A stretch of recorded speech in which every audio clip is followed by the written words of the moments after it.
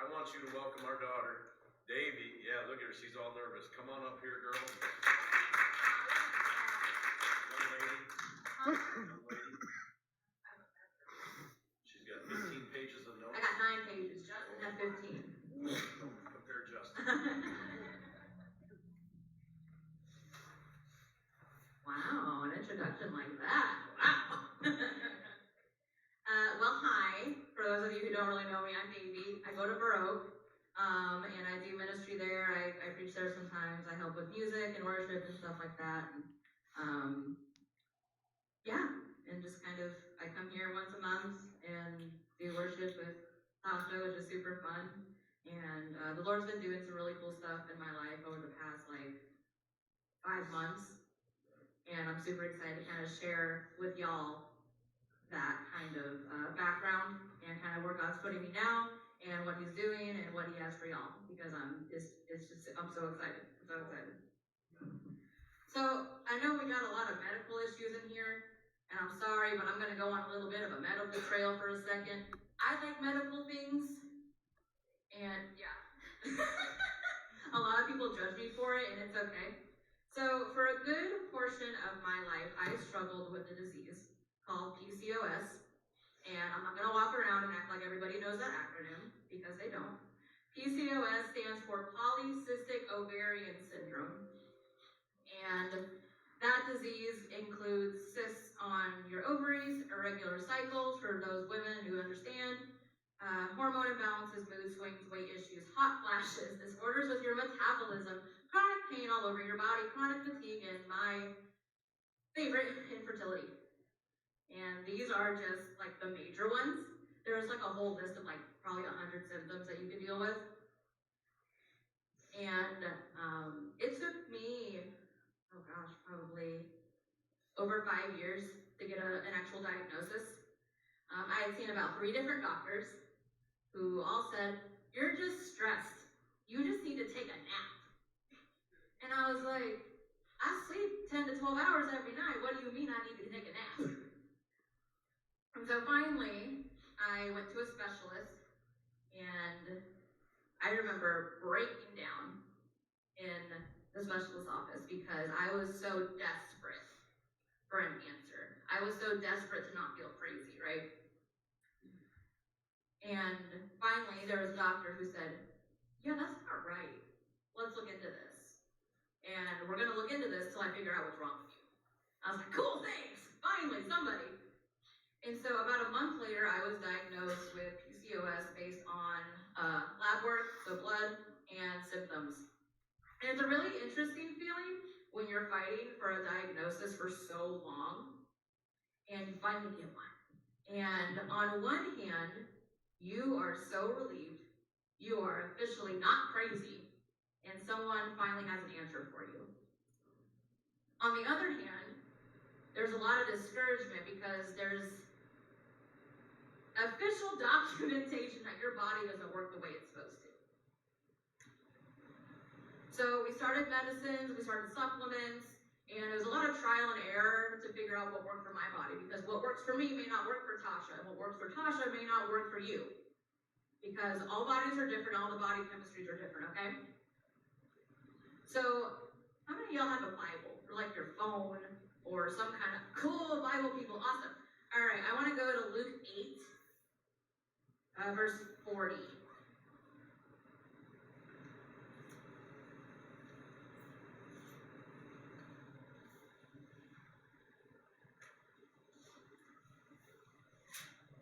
Who's got it? I do, because I put it on my notes, but I have it. Luke 8, verse 40. Cool beans. All right. Now when Jesus returned, the crowd welcomed him, for they were all waiting for him. And there came a man named Jairus, who was a ruler of the synagogue. And falling at Jesus' feet, he implored him to come to his house, for he had an only daughter, about 12 years of age, and she was dying.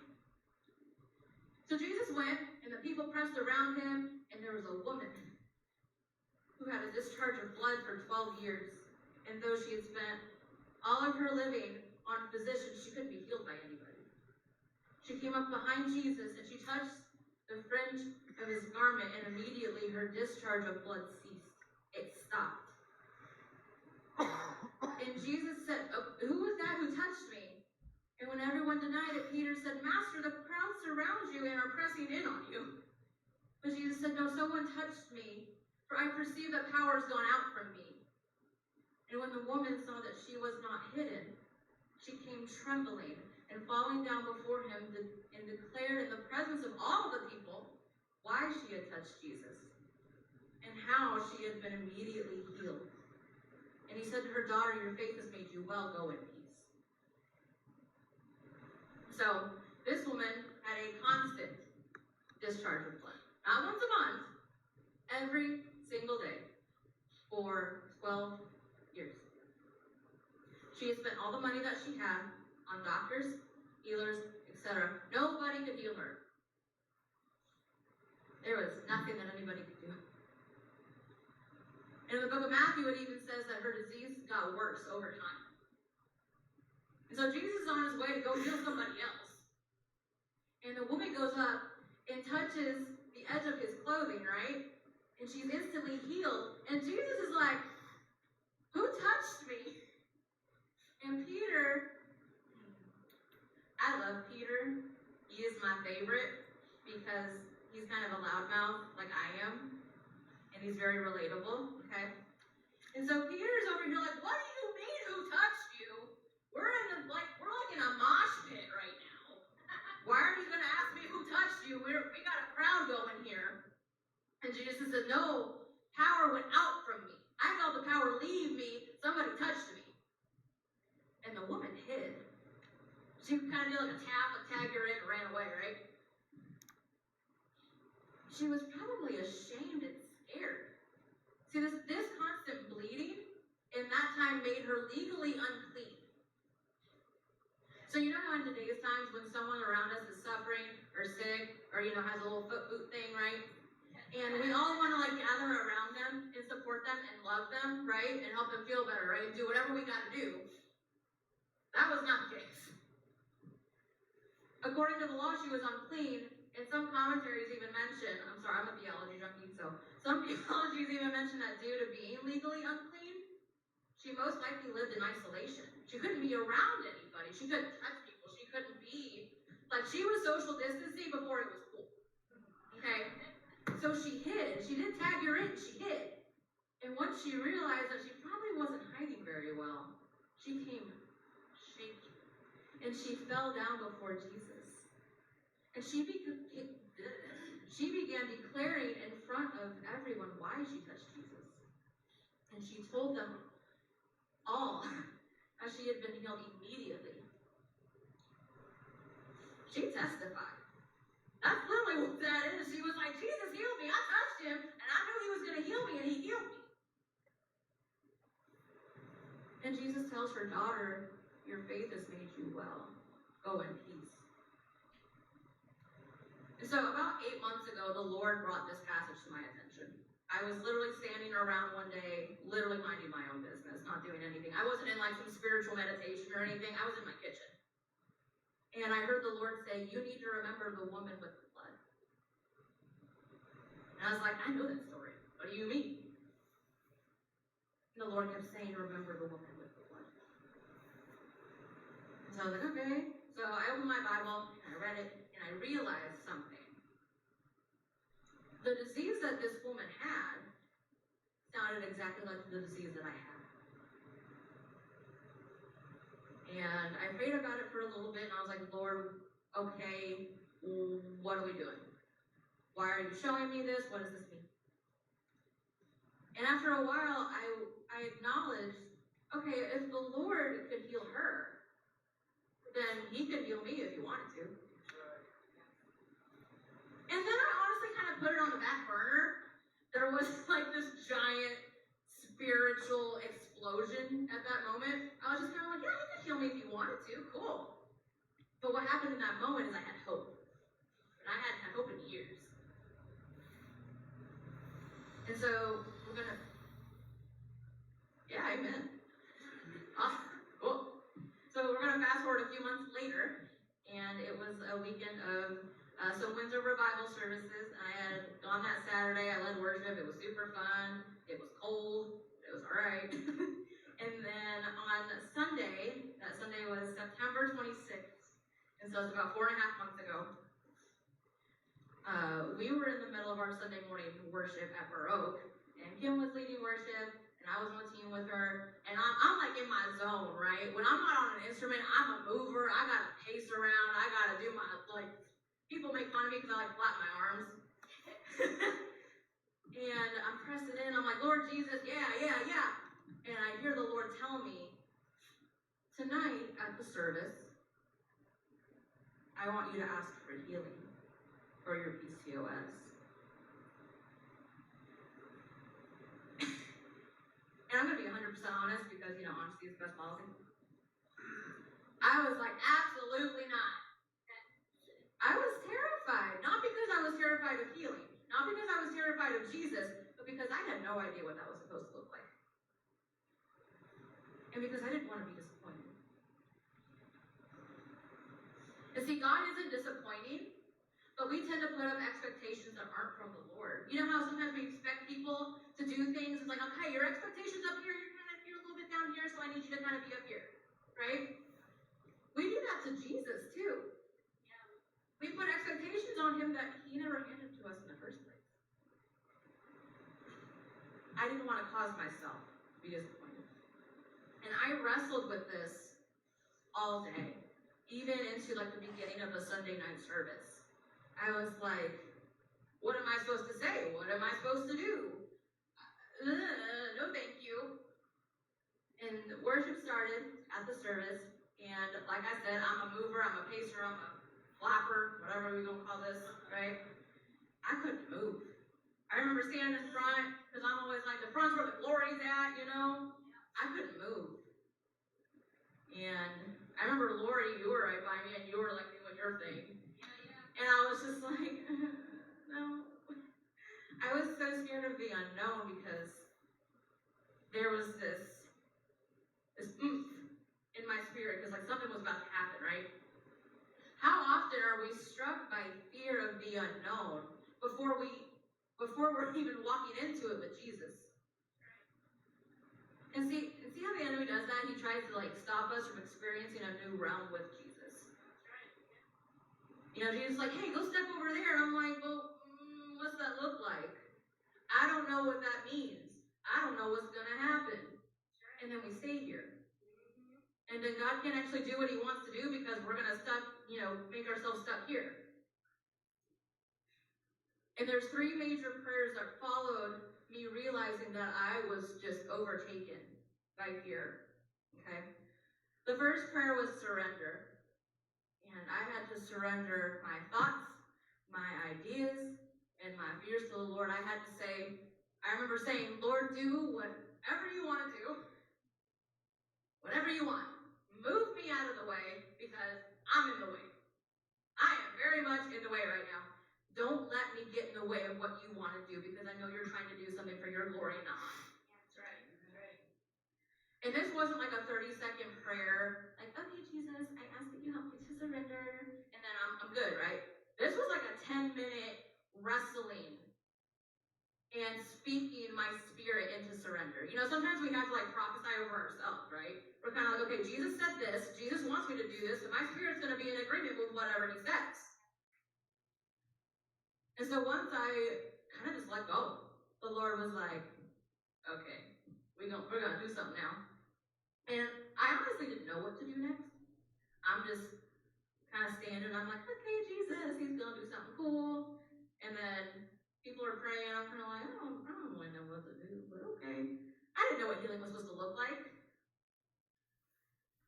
Like, I didn't know who exactly was supposed to pray with me.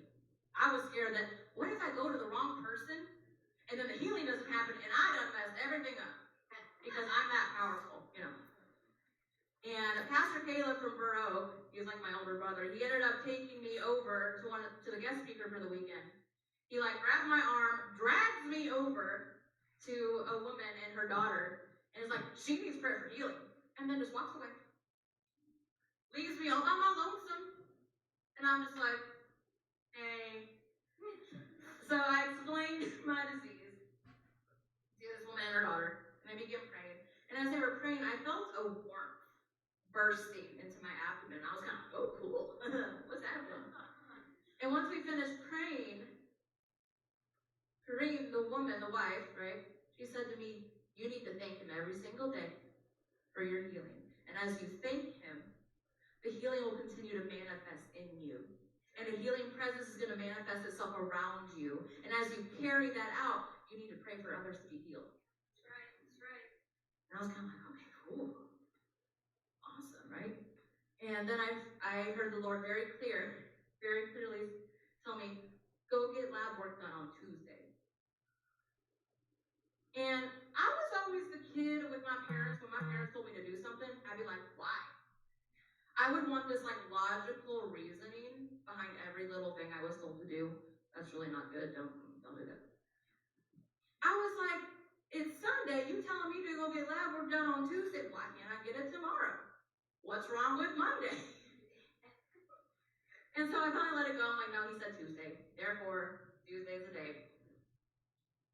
And with the Lord telling me, like, hey, go get lab work done, I was like, ooh, something's happening. Like, something's going to happen. I'm going to have proof. I'm going to have lab work result proof, doctor proof, right? So service kind of chilled down for a bit. People got prayer. It was super fun. And then we listened to the guest family speak for a few minutes. I don't know if y'all remember Durin and Kareen and their kids. They made the testimony of healing. It was awesome, right? They spoke for a bit, but it was obvious that the Lord wasn't done. They were just like, yeah, we do stuff, and we talk about healing, and we're pastors. Okay, Jesus. And they opened it back up, right? And the Lord told me that I was supposed to go ask for prayer again. And I was kind of like, why can't we just do this with like one person, like get it over with? So I went to Darren, who was part of the guest speaking family, right? And I went up to him. And mind you, I've never met this family before. They're from Iowa. I've never been to Iowa. Okay? I've never met them before this weekend. We had said hi in passing, right? Like, okay, I'm leading worship. Oh, you're preaching. Cool, bye. That's it. And what's amazing about God is that when he's moving, he brings his people onto the same frequency. And he begins instructing you. And then he also begins telling others the exact same thing. And so I walk up, I'm like, okay, I'm supposed to come to you for prayer. And he was like, yeah, let's do it, right? And he begins praying over me and just speaking the Lord's truth, trying to kind of get in the zone and hear what the Father's saying, right? And then he stops. And there's this look that people have. I don't know if y'all have noticed it before. When people are like hearing the Lord speak to them, there's this like little tilt head, squinty eye thing, right? See, it's a thing. And he's like, I don't know what this is, but I heard the Lord say he wants to heal you of something. I about lost my mind. And I was like, actually, yeah. And so I kind of explained my disease in like a 10-second, nothing works, everything hurts, you know? And I was like, the Lord told me to ask tonight, and he told me to go get lab work done in like 2 days. And so here we are now. I don't know anything else. So Darren begins praying, and he brings one of his boys over, and he had been healed of a liver disease. And so like they walked this. They know disease, they know medical, they know the struggle. Because they've also seen God's miracle in the healing, right? And so they're praying, and I'm short. Okay, I don't know if y'all noticed that, I'm kind of short. And Darren was like this tall. Like not too tall. I could be like comfortably looking at him, right? He's praying, and he looks at my abdomen, right? And I was like, okay, whatever. Jesus, do what you do, right? And he takes this really big, deep breath in, and he blows air in the direction of my abdomen, right? And when he did that, I felt that disease leave my body. I knew in that moment that the Lord had healed me. And I began to feel heat in my abdomen again, specifically on my ovaries, where this disease lives. It affects your whole body, but it lives in there.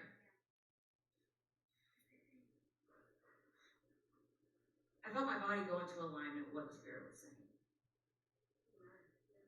And as soon as that happened, I heard the Lord tell me very gently, but very firm, this is not about you. He said, this is for my glory, and you're going to share this with people. And you're going to tell them what I've done. You're going to tell them how I've healed you. And we're going to walk out this healing together. And so, after I felt the disease leave, I was like, hot dog, heck yeah, right?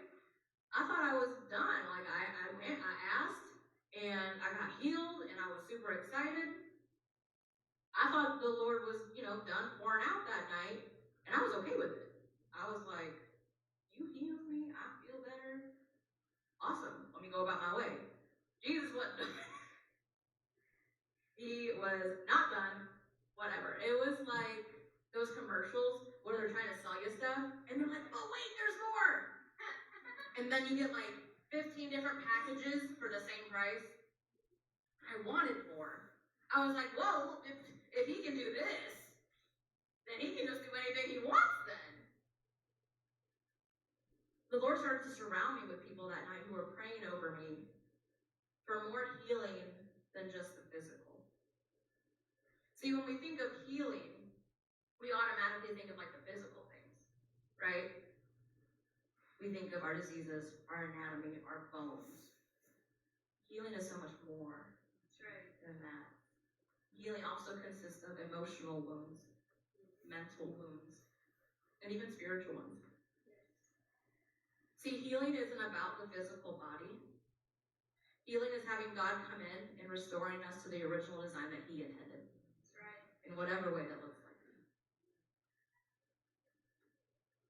In the days following these events and this giant healing, September 26th is my favorite day ever now.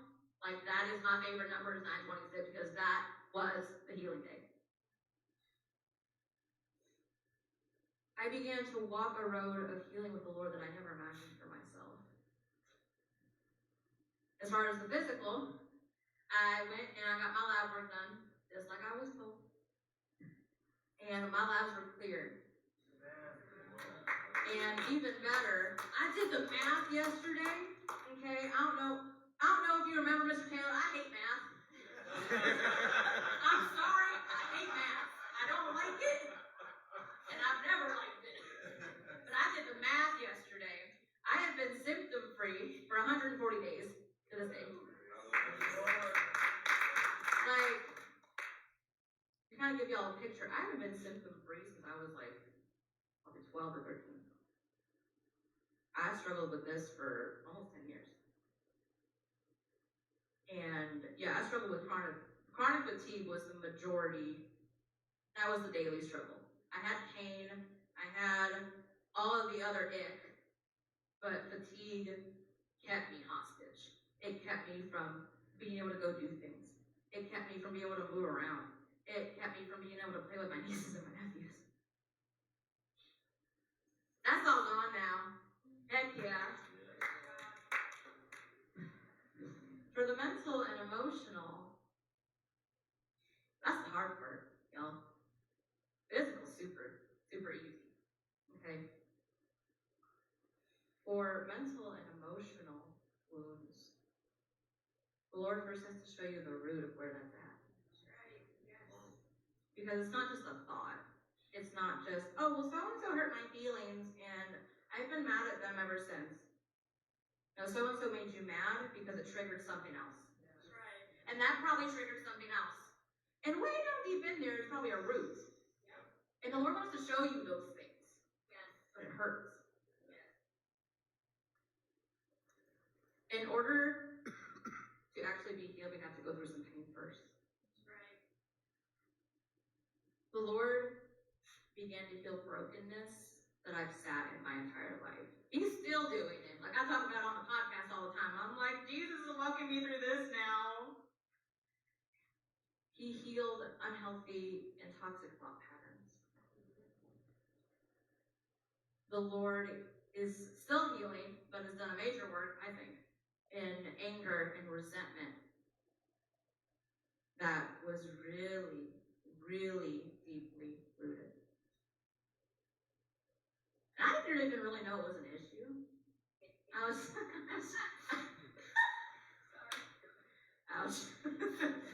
just kind of like, oh, I'm Davey, I'm annoying, I'm obnoxious, whatever.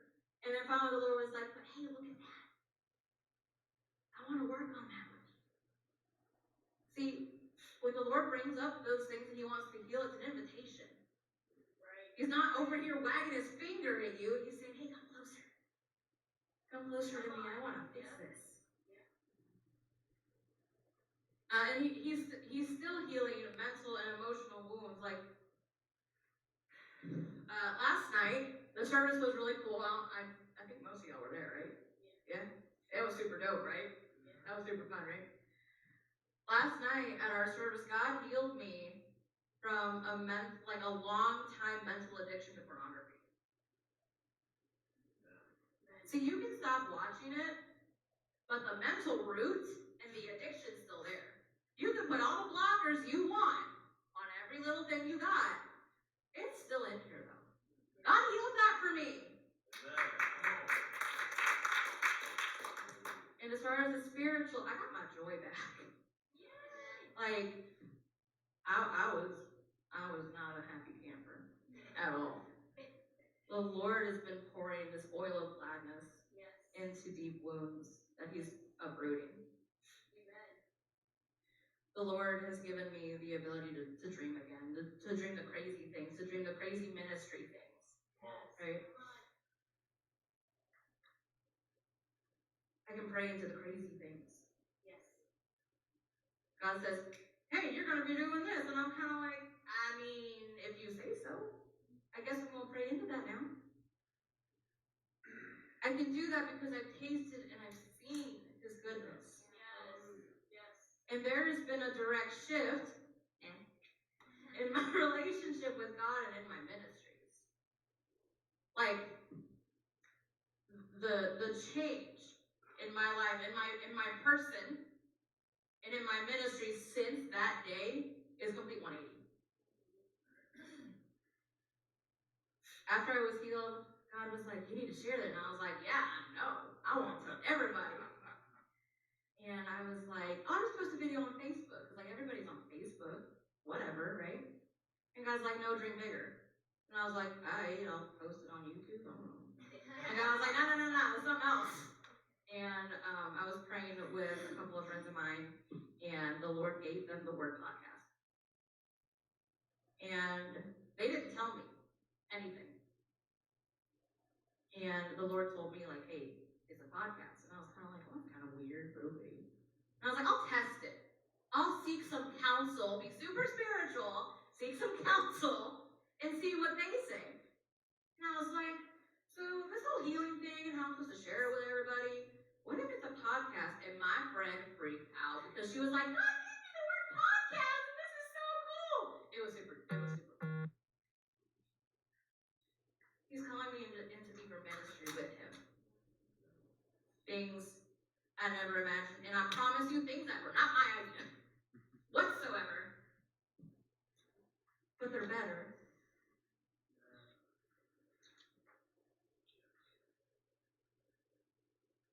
Isn't it interesting how when we finally allow God to come in and heal us in whatever way that's like, and to heal those broken places, there's like this giant shift and change in our lives. I kind of think of it as those textbook, like elementary textbooks where they show you how an earthquake actually happens and the plates shift. That's kind of how I think of it when God does those major changes, right? I want to talk about Jesus' resurrection for a second, because like that's like the best part of the Bible, right? That's like the whole point of this. And I want to talk about when the disciples were on the beach fishing and Jesus appeared to them. Again, Peter's my favorite, okay? And so, if y'all want to open your Bibles or open your phones, that's cool. If not, no big deal. I'm going to read from John 21, and I'm going to read verse 15 through 17.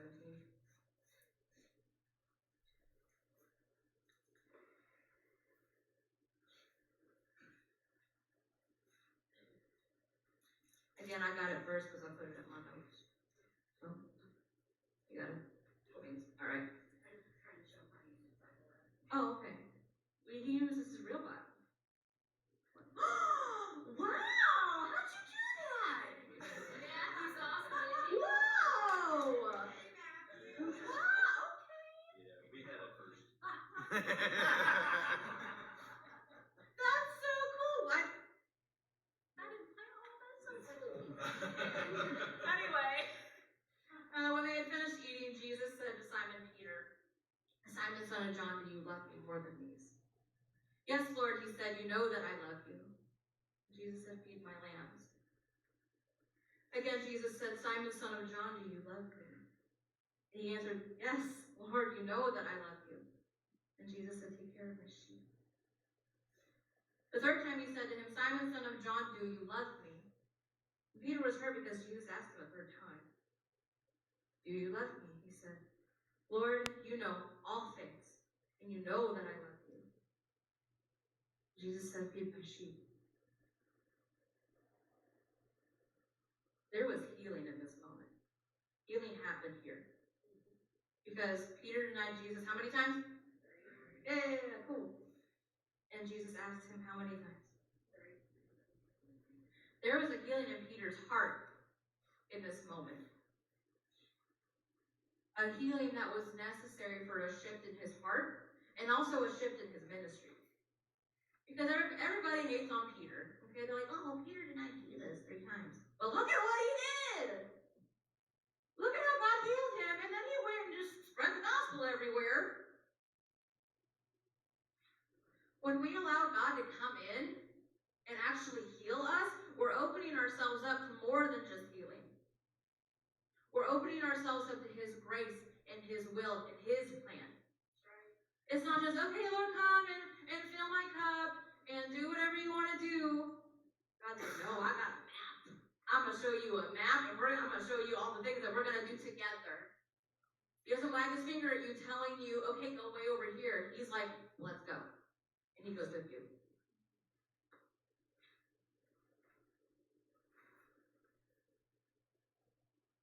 I want to take a second just to kind of talk about timing and hardship of healing as well, because healing isn't always instant.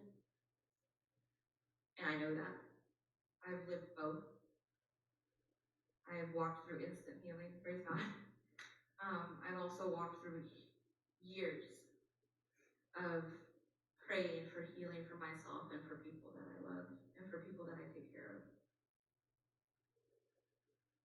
When it comes to being healed immediately or not, whether maybe you're sitting here and you've been praying for that healing for years. I don't know why some healing happens instantly and why some doesn't, and I'm not going to stand here and act like I do. I don't have that answer. But one thing I am for sure is that God's will is healing.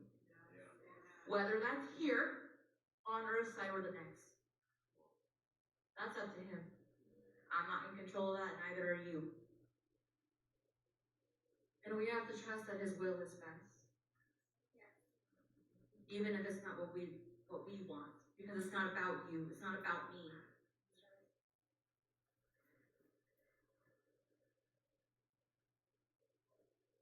When we aren't healed instantly, does that mean God isn't good? Does that mean that he doesn't love you? No. No, God is still good, and he loves you.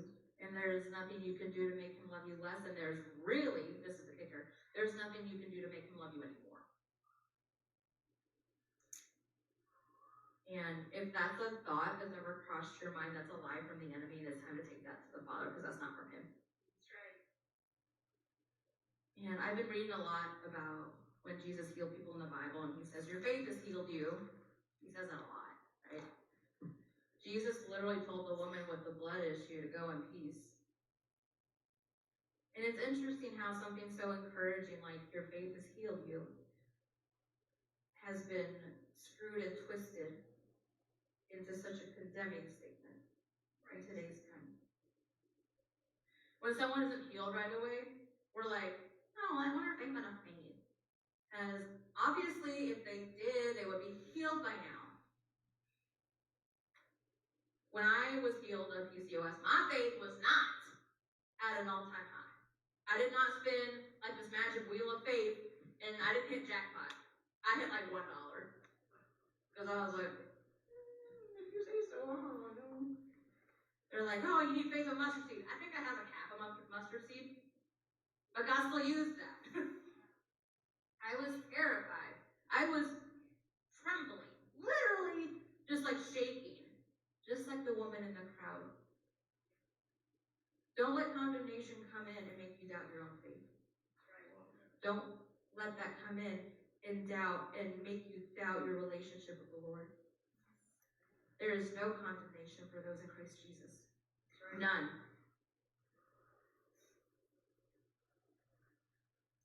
If you know in your heart that God can heal you, then trust Him and trust His timing, because His timing is best. Some healing is instant and that's super fun, right? Some of it we have to walk out with Him, and then some of it we have to look forward to on the next side. Either way, God's will is healing, and He wants us to share that. God doesn't heal us just so we can say, yay, I'm going to keep this in my pocket, and I'm going to keep it close to my little heart so I don't forget. That's not the point. God moves so that we can share that with others. Like the woman with the blood, like she immediately was like, oh, look at what Jesus did. Jesus healed me, and now I'm clean, and now I don't have issues anymore. She testified. She shared it with the others. God moves so that we can share, and that we can tell people of His goodness and His power.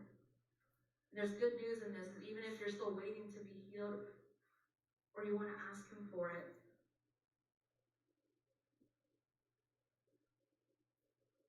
we get to be a part of the miracle that God is doing in whatever way that looks like, whether instant, process, or eternal. We get to be the miracle. Okay? God's will is healing, period. Even if it's not like how you want. Even if it's not like how you designed. Even if it's not like how you imagined it. And we get to share the miracle. Like if the Lord has ever healed you of literally anything, it don't gotta be a disease. I mean, that's cool. But an addiction, a habit, a sin, a toxic thought pattern, an attitude, praise God, anything, testify it and tell others. Share the good news of what God can do, because when you tell people, like, hey, God did this, there's like, oh, well, God did that. Maybe He can do that for me.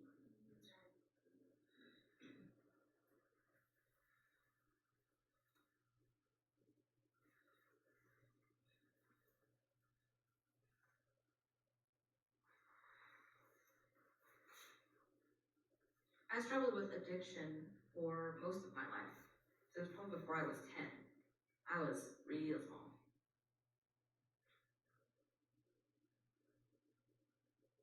And God healed me. I'm healed of that addiction, of the thoughts, of the triggers. It's gone. And I'm here to say that there's freedom for you too. There are people in this church that will pray for you. I love how y'all pray for each other. Y'all are just, you're like a little unit. I love it. And there are people that will pray and believe with you. When you're like, hey, I don't see it. I don't think this is gonna happen. Like, nah, I'm gonna believe for the both of us. You have your moment. And I'm gonna believe for both of us, and then you hop back on when you can after you're done.